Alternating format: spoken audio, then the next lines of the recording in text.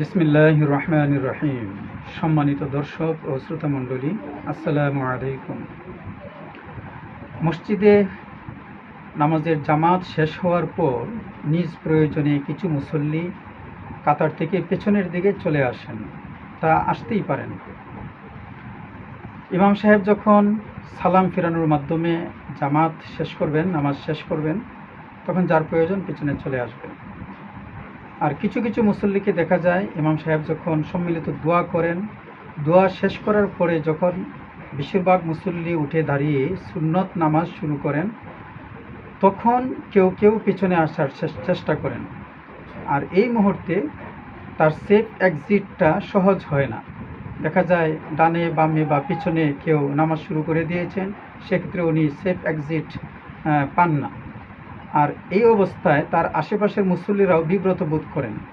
তারাও এদিক সেদিক তাকিয়ে তাকে একটা সেফ এক্সিট দেওয়ার জন্য চেষ্টা করেন, কিন্তু দেখা যায় কখনো সুযোগ হয়, কখনো সুযোগ হয় না। এতে করে দুইটা সমস্যা হয়। একটা হলো যারা নামাজ শুরু করতে পারতেছেন না, তার জন্য তারা নামাজে বিলম্ব হচ্ছে, একটা সমস্যা, তাদের সময়ের অপচয় হচ্ছে। আর যারা নামাজ শুরু করে দিয়েছিলেন তাদের নামাজে খুশু খুজুর ব্যাঘাত দেখা দেয়। তৃতীয়ত যে সমস্যাটা আমি আজকে দেখলাম, আমার চোখে পড়লো, যে এই অবস্থায় একজন মুসল্লি কোনো দিকে সুযোগ না পেয়ে একজন নামাজির সম্মুখ দিয়ে নামাজ শুরু করে দিয়েছেন, এরকম একজন মুসল্লির সম্মুখ দিয়ে উনি হেঁটেই চলে গেলেন। এটা তো খুব গুরুতর অপরাধ। এই অপরাধটা, এই কাজটা কোনো অবস্থাতেই করা যাবে না, এটা খুব গুনাহের কাজ।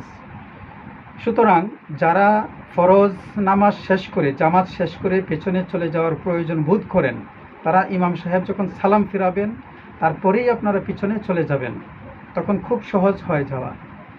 আর যারা ইমাম সাহেবের সাথে সম্মিলিত দোয়া করবেন, তারা দোয়া শেষ করে নিজ স্থানে দাঁড়িয়ে সুন্নত আদায় করবেন। এই অবস্থায় পিছনে যেয়ে অন্যান্য মুসল্লিদের নামাজে ব্যাঘাত ঘটাবেন না, বা নিজেও অন্য নামাজির সম্মুখ দিয়ে যেয়ে গুনাহের শিকার হবেন না।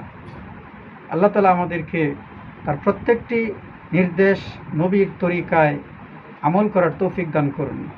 আমিন। আসসালামু আলাইকুম ওয়া রাহমাতুল্লাহ।